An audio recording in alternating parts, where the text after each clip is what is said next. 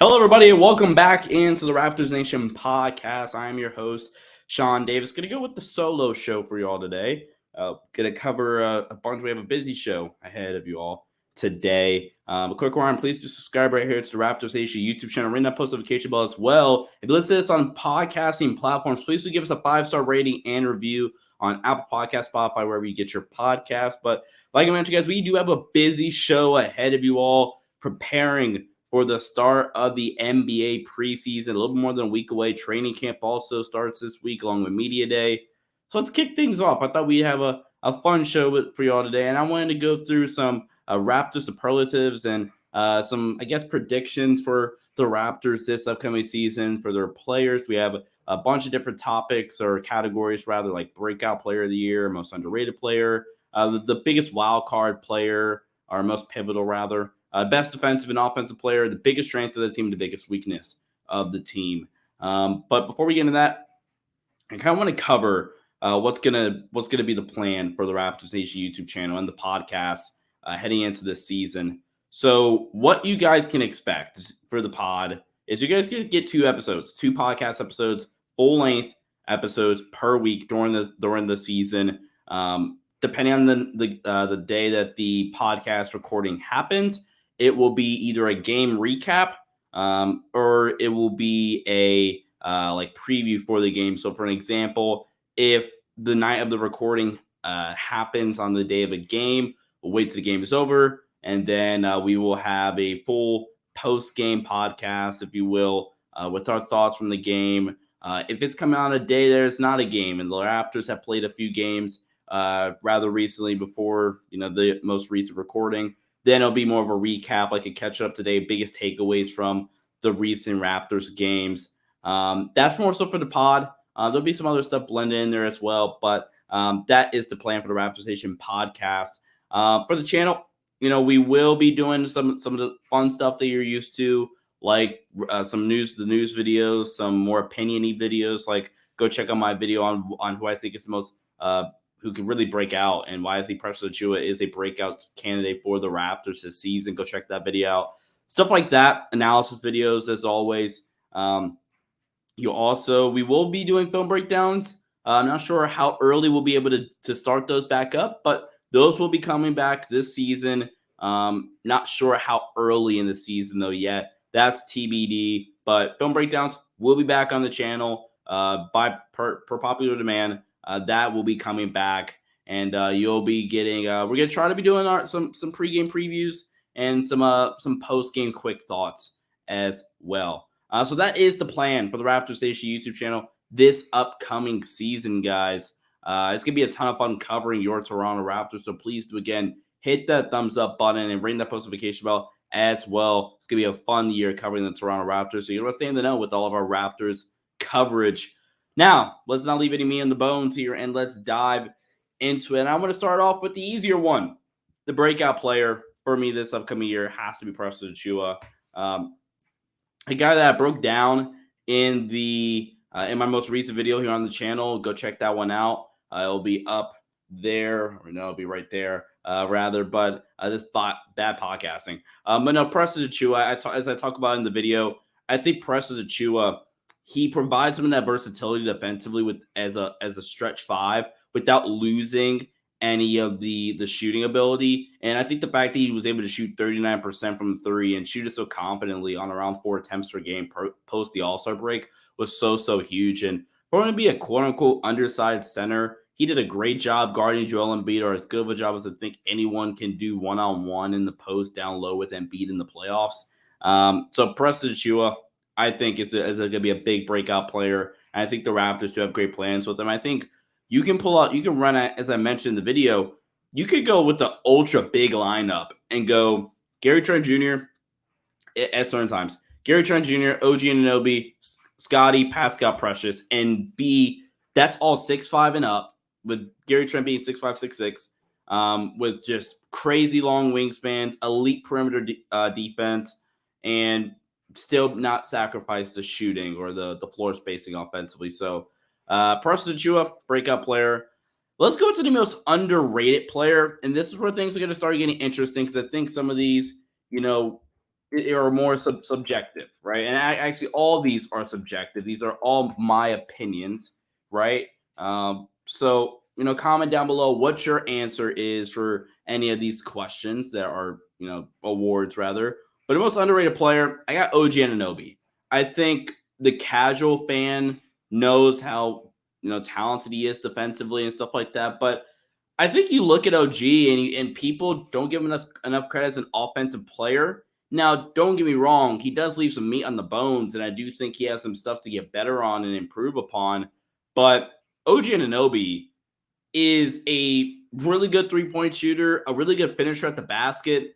I think OG's problem offensively and what has been a big flaw for OG so far in his career, or not even really a flaw, but just something he really has to continue to work on, is his ability to score in one-on-one situations and create for himself. That's been a flaw for him. But I really do think he's become underrated. A guy that shot he did shoot a little bit lower from three last year, but he shot a little bit more. He shot a higher volume, shot over 36% from three. But I mean, typically the year prior he shot almost 40%, and he shot 39% from three the year prior. So OG just keep getting better. The scoring output has gone up every year of his career from 5.9 points per game all the way down to 17.1 points per game last season. And now he is on such a steal of a contract here for the Toronto Raptors, where he's making right now 4 years for $72 million. Just an absolute bargain of a contract for a guy that at the end of this contract he will be 27 years old, and that's if he opts out. And so if he goes through the whole thing, they'll be 28. But neither here nor there, OG Anunoby is a spectacular player, and I think he does have all-star potential. And while we're on this whole all-star potential piece here, I think the Raptors, they're not. I've brought this up in the past. The Raptors are not the Brooklyn Nets. They're not the 76ers or the Heat or whatever. Or maybe the Heat were the best example. But let's go with the Nets. The Nets, the Cavs, the Hawks, right? They're not these teams that are even Boston to a certain extent. Although, I mean, it's just an absolute chaos in Boston right now. But they're not those teams that really brought in big name players in free agency or in the offseason via trade that say we got better this way. Like obviously in Atlanta, DeJounte Murray, and in Philly, they got a couple of really nice pieces added in. In Brooklyn, Katie, Kyrie, full season, getting Ben Simmons back, getting Joe Harris back healthy, just getting healthy in general, and guys playing on the court for a whole season, hopefully for Brooklyn. And then Cleveland, obviously, Donovan Mitchell trade. The way Toronto is going to have to get better is they're going to need one of these guys that you hear so often. Oh, they have all-star potential. They have all-star potential. They have superstar potential.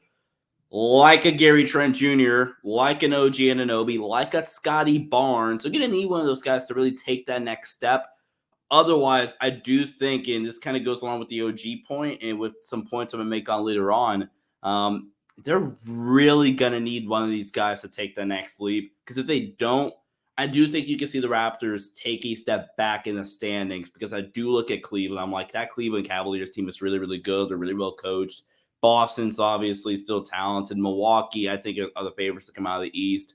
Philly, although I'm lower on Philly, Philly's great. Miami's great still. And they've earned the benefit of the doubt. Brooklyn. So the East is so competitive right now. If this is the same Toronto team from last season, it's a good team, but you're not competing to potentially make the Eastern Conference Finals even. You're a first-round exit again, which I'm not sure this team wants to go through. I think this team wants to take the next step, and it's going to have to come from a guy like OG Anunoby or a Gary Trent Jr., who is my most pivotal / the wild card player. But I say most pivotal because, as I've said in the past, this team is screaming for a guard to really help out Fred VanVleet. And whether it's Gary Trent Jr. or Malachi Flynn, you can also argue Gary Trent Jr. could be a wing, guard / wing. But this team is desperate for a guy to step up and give Fred VanVleet a break and give Fred VanVleet a breather. And so you're a breather. There we go. And so if Freddie isn't playing 42 minutes a night every single night, which at times is what legitimately you felt like you were watching. And then Fred VanVleet, you see at the end of seasons, he looks gassed and the wheels don't start turning anymore. And, he starts to break down a little bit because he is an undersized guard and the whole bulk of the offense really runs through him and Pascal. At least it did last season. They put so much responsibility on him. You're going to need another guard. You're going to need another guard. And again, Gary's a guard / wing, but you're going to need a Gary Trent Jr. to really step up this season. And in a contract year, I think Gary has to show that consistency. Gary Trent Jr., we know what he provides. He really, I guess you could say, had a breakout performance in the bubble. And he's been really, he's been great in Toronto. I'd say Gary Trent Jr. has been great as a Toronto Raptor. But the Raptors need the consistency to be there. The Raptors can't have the Gary Trent Jr. that's shooting 41% from the field. No. The Raptors need more of a consistent player in terms of his shot output and how he's shooting the ball on any given night. Defensively, the talent's there. I think he is one of the better ball pressuring guards / wings that does a great job of pressuring the ball and being an on-ball defender. But offensively, they really need Gary Trent Jr. to take a step up. I think for his own sake, sure, he'll make probably similar money. If he's the same guy, make great money still. But for a guy that's going to head into a player option at age 25, that's the season rather. If he opts out next year, he'll be 25 on a new contract. He opts out at the end of the summer. At 25, he could have I think a close to a max contract where you're talking like Anthony Simons, Jalen Brunson money, where if he plays phenomenally this year, Gary Trent Jr., it's not out of the realm of possibility that Gary Trent Jr. makes upwards of $20 to $25 million in average yearly salary, average annual salary on his next contract. So it's a big year for Gary Trent Jr. for his contract, and I think the Raptors are really going to need him. Best defensive player, again, OG Anunoby. I think OG, like I mentioned, he does a great job of positioning his body the right way defensively, always flying over screens and just playing the right way, playing tough and hard, and it's the effort stuff and the effort plays. I think this team goes defensively as OG goes. I really do believe that. I think that's how good this defense is, and he's the wing stopper for this team. And granted, you have Scottie Barnes too, but I think he is the best defensive player on this team, and I think that is part of the reason why he is super underrated. Now, this next one is going to catch some controversy, right? Right now, is the player I'm about to mention the best offensive player? Probably not, but I'm going to break my own rule. Call me a hypocrite if you want. I'm going to break my own rule for this one category because I think like I mentioned, if the Raptors are going to take the next step as an organization, as a team in the standings, this player is going to have to be your best offensive player because it's going to solve a big problem. I'm going to do a video on it, breaking down and analyzing what's going on with the biggest weaknesses I'll touch on later. But the best offensive player this year has to be Scottie Barnes.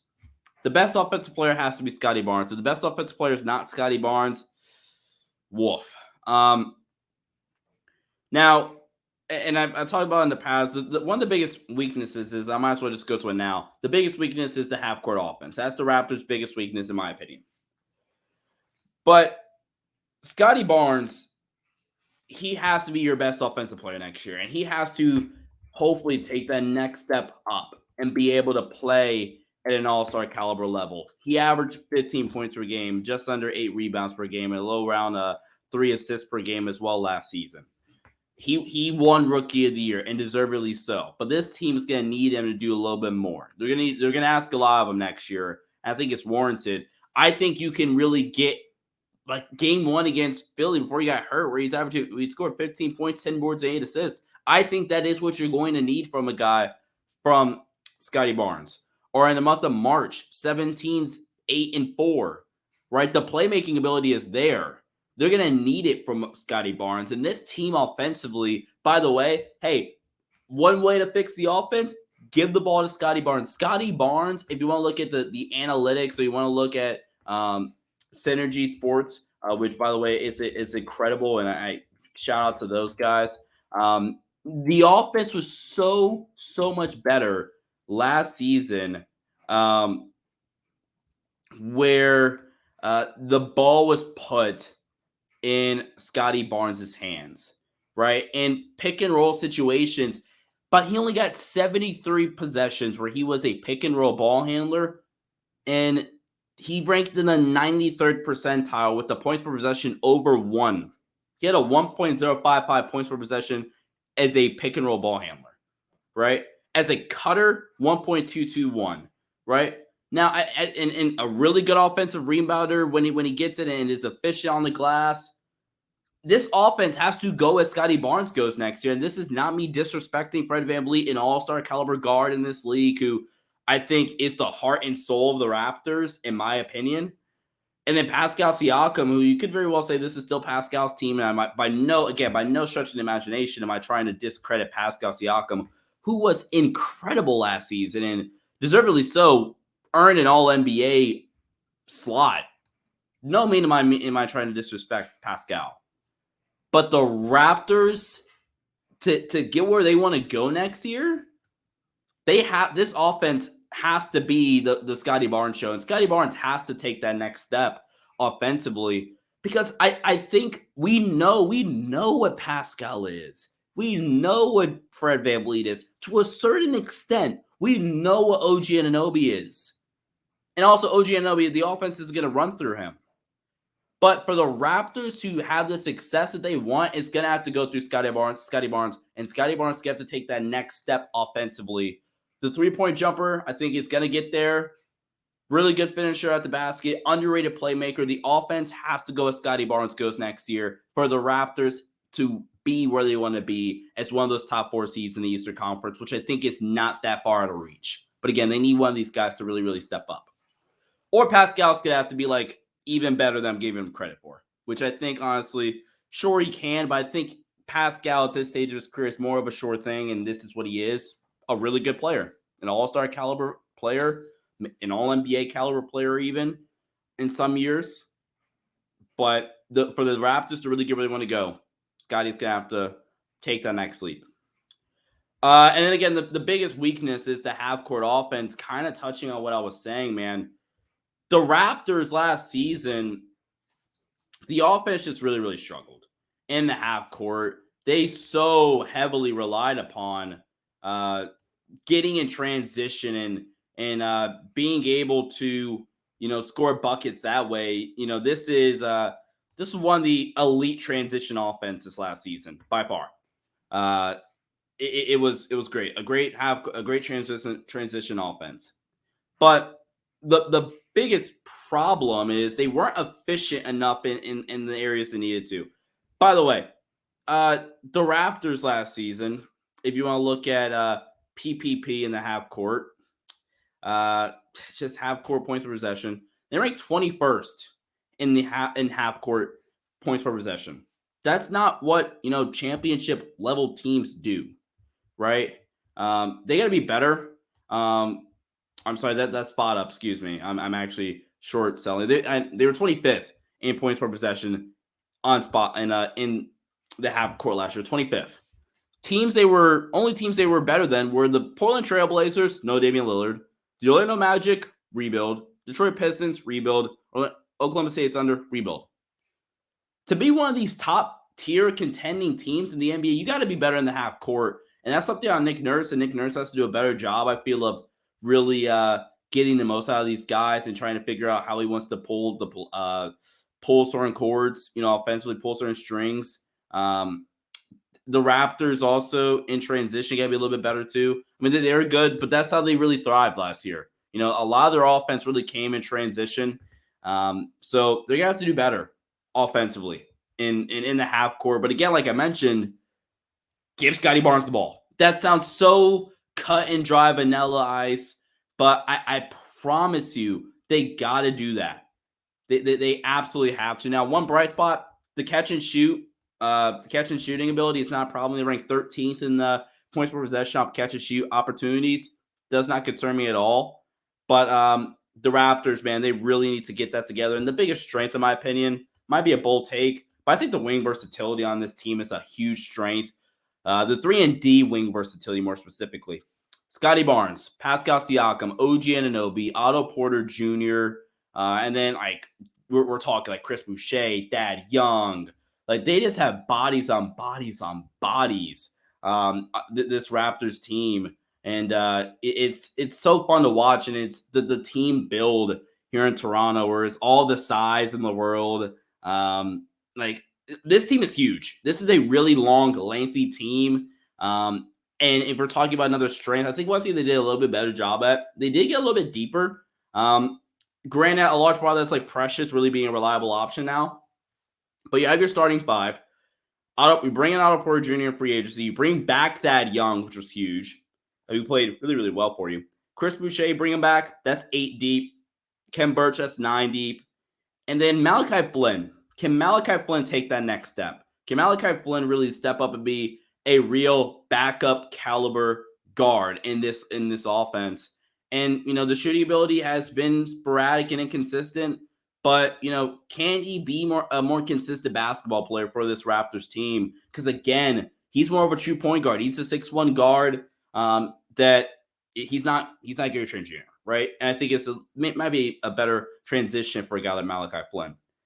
The Raptors they can be really, really deep. If some of these guys really step up, or I think even if he doesn't step up to the plate, you have you have a Delano Benson, a guy that this team seems to be high on, who's now back in the fold. So I really love this Raptors team, man. And I think there's a few things that could really, really go right. And this team can be really, really special. But like I've said this whole time, man, they need one of these guys to take that next step for them to do what they want to do. But Raptors Nation, comment down below. What are your awards or your predictions and picks for the Raptors upcoming season? Comment down below. As always, guys, subscribe right here to the Raptors Nation YouTube channel. Ring that post notification bell as well. And make sure you guys give us a 5-star rating and review wherever you listen to your podcast. So next, everybody. See ya and stay safe.